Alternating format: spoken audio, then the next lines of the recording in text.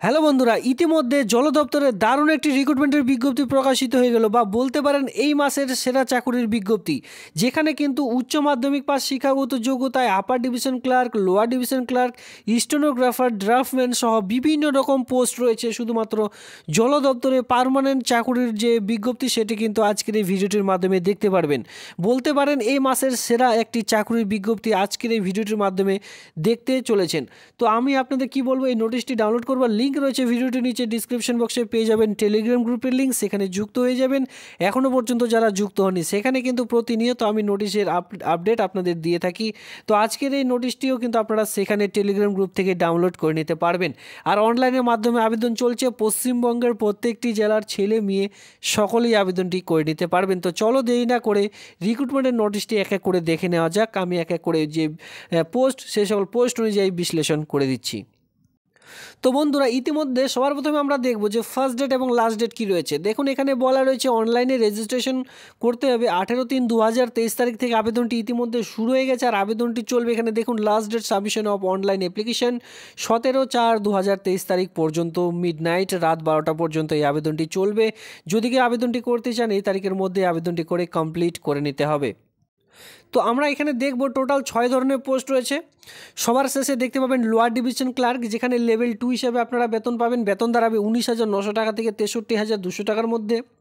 এরপরে দেখতে পাবেন স্টেনোগ্রাফার গ্রেড 2 পোস্টের জন্য লেভেল 4 হিসেবে বেতন পাবেন। বেতন দাঁড়াবে 25,500 টাকা থেকে 81,100 টাকার মধ্যে। এরপরে আমরা 4 নম্বর পোস্টে চলে আসবো, যেখানে দেখতে পাবেন আপার ডিভিশন ক্লার্ক, যেখানে কিন্তু লেভেল 4 হিসেবে আপনারা বেতন পাবেন 25,500 টাকা থেকে 81,100 টাকার মধ্যে যে বেতন, সেটা কিন্তু পেয়ে যাচ্ছেন। পরবর্তী রয়েছে ড্রাফটম্যান, যেখানে কিন্তু লেভেল 4 হিসেবে বেতন পাবেন। বেতন দাঁড়াবে 25,500 টাকা থেকে 81,100 টাকার মধ্যে যে বেতন, সেটি কিন্তু পেয়ে যাচ্ছেন। এরপরে দেখতে পাবেন জুনিয়র অ্যাকাউন্টস অফিসার পোস্টের জন্য কিন্তু লেভেল 6 হিসেবে বেতন পাবেন। বেতন দাঁড়াবে 35,400 টাকা থেকে 1,12,400 টাকার মধ্যে আপনারা যে বেতন, সেটা কিন্তু পেয়ে যাচ্ছেন। জুনিয়র ইঞ্জিনিয়ারিং সিভিল পোস্টের জন্য লেভেল 6 হিসেবে বেতন পেয়ে যাবেন। বেতন দাঁড়াবে 35,400 টাকা থেকে 1,12,400 টাকার মধ্যে। তো বুঝতেই পারছেন কত এখানে শূন্যপদ রয়েছে, এক এক করে দেখে নিতে পারবেন। এর সঙ্গে দেখতে পাবেন যে আপার ডিভিশন ক্লার্কের জন্য 18 থেকে 87 ইয়ার্সের মধ্যে বয়স থাকতে বলা হয়েছে প্রত্যেকটি পোস্টের জন্য। এখানে দেখুন, এর সঙ্গে যারা SC ST রয়েছেন, সঙ্গে যারা ST রয়েছেন, তারা বয়সের 5 বছর ছাড়। এর সঙ্গে যারা ওবিসিরা রয়েছেন, ওবিসিরা কিন্তু বয়সের এখানে 3 বছর ছাড়। এই ছাড়টি কিন্তু এখানে অবশ্যই আপনারা পাবেন। তো দেখুন, এখানে বয়সেরও কিন্তু উল্লেখ করে দেওয়া। তো এডুকেশনাল কোয়ালিফিকেশনের মধ্যে আসা যাক, যেখানে লোয়ার ডিভিশন ক্লার্কের জন্য আপনাদের যেটা লাগবে 12 class pass from recognised university, যে কোনো বোর্ড শিক্ষা প্রতিষ্ঠানের আন্ডারে যদি উচ্চ মাধ্যমিক পাস করে থাকেন। এর সঙ্গে টাইপিং স্পিড 30 WPM ইন ইংলিশে আপনাদের মিনিটে 35টি ওয়ার্ড তোলার ক্ষমতা থাকতে বলা হয়েছে। এর সঙ্গে কম্পিউটার একটি সার্টিফিকেট লাগবে। তবে এখানে দেখুন তাহলে কী বলা রয়েছে, HS পাস আপনাদের লাগবে সবার প্রথমে, ঠিক আছে। HS পাসের সঙ্গে সঙ্গে আপনাদের কিন্তু একটি কম্পিউটারের সার্টিফিকেট লাগবে, তাহলে আবেদনটি করে নিতে পারবেন এই দুটো ডকুমেন্টসের অনুযায়ী। এর সঙ্গে বলা হয়েছে, দেখুন এখানে বলা রয়েছে যে disability, knowledge in computer operating system, Microsoft Office, Word, Excel, PowerPoint, internet, এই সকল যদি কাজ জেনে থাকেন, তাহলে কিন্তু অগ্রাধিকার পেয়ে যাবেন।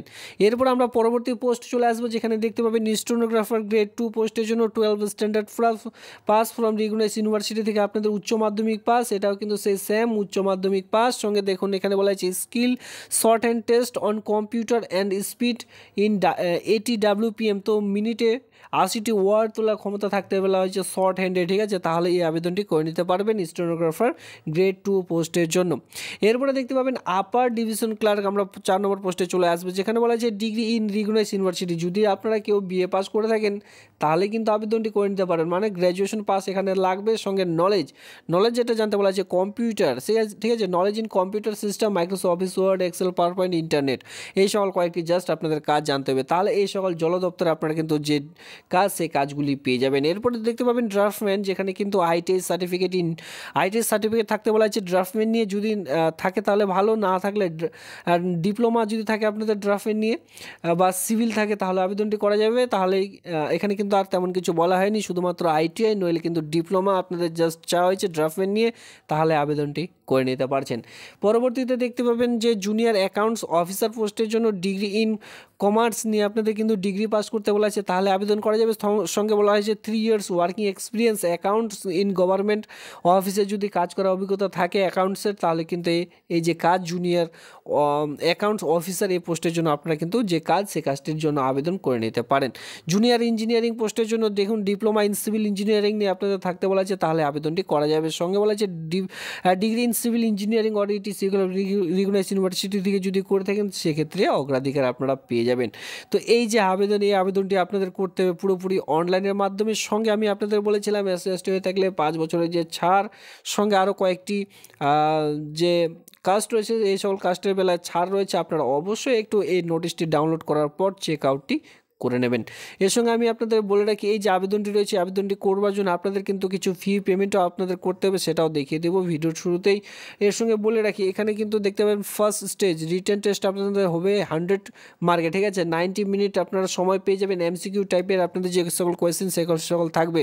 সেকেন্ড স্টেজে থাকবে আপনাদের যে সকল কম্পিউটারের জন্য যদি আবেদন করে থাকেন সেক্ষেত্রে কম্পিউটার যে সকল টেস্ট সে সকল নেওয়া হবে। যাদের পরবর্তীতে মেরিট লিস্টে নাম উঠবে তারা শুধুমাত্র এই সকল শর্ট লিস্টের যে ডাক সেটা কিন্তু আপনারা পাবেন, শর্ট হ্যান্ড যেটা বলা হয় টাইপিংয়ের জন্য। এখানে আর তেমন কিছু নেই। এখানে বলা রয়েছে যে ইন্ডিয়ার যে নাগরিক হয়ে থাকলে আবেদন করে নিতে পারবেন। সঙ্গে অনলাইনে আবেদন করতে হবে। এই যে অফিসিয়ালি সাইট আপনারা দেখতে পাচ্ছেন www.nwda.gov.in, এই অফিসিয়ালি সাইটের মাধ্যমে আপনারা অনলাইনের আবেদন করে নিতে পারবেন। এবার আমি আপনাদের বলি আবেদনটি করবার জন্য কিছু ফি পেমেন্টও আপনাদের লাগবে। সঙ্গে দেখতে পাচ্ছেন এখানে কিন্তু একটি মোবাইল নাম্বারও রয়েছে। যদি আপনাদের এই রিক্রুটমেন্ট সংক্রান্ত কোনো রকম কোয়েশ্চেন থাকে সেক্ষেত্রে আপনারা কিন্তু যোগাযোগও করে নিতে পারেন। এবার আমি আপনাদের দেখিয়ে দিই আবেদনটি করবার জন্য আপনাদের কিছু ফি পেমেন্টও লাগবে, সেটা কত টাকা আমি আপনাদের দেখিয়ে দিই। দেখুন এখানে বলা রয়েছে যে অ্যাপ্লিকেশন ফি আপনাদের যেটা লাগবে, অ্যাপ্লিকেশন প্রসেসিং ফি ইজ 890 টাকা আপনাদের লাগবে উইথ GST ট্যাক্স, সঙ্গে ব্যাঙ্ক চার্জ আলাদাভাবে। জেনারেল OBC EWS ক্যাটাগরির জন্য আপনাদের কিন্তু এই যে ফি এটি কিন্তু লাগছে, সেক্ষেত্রে 550 টাকা ফি পেমেন্ট লাগবে উইথ GST, সঙ্গে ব্যাঙ্ক চার্জ লাগবে SC/ST PWD ক্যান্ডিডেটের জন্য। যদি আপনারা কি আবেদনটি করতে চান তাহলে কিন্তু SC/ST হয়ে থাকলে 550 টাকা, জেনারেল ক্যান্ডিডেট হয়ে থাকলে 890 টাকা যে ফি পেমেন্ট সেটা কিন্তু করতে হচ্ছে। তো বন্ধুগণ এই ছিল আজকের এই ভিডিওটি ভালো লাগলে অবশ্যই ভিডিওতে লাইক করবেন, আর জল দপ্তরের এই রিক্রুটমেন্টে অবশ্যই আপনাদের বন্ধুদের মধ্যে শেয়ার করে দেবেন যাতে করে তারাও এই আবেদনটি দেখবার পর খুব তাড়াতাড়ি করে নিতে পারে। তো ভিডিওটি দেখবার জন্য ধন্যবাদ।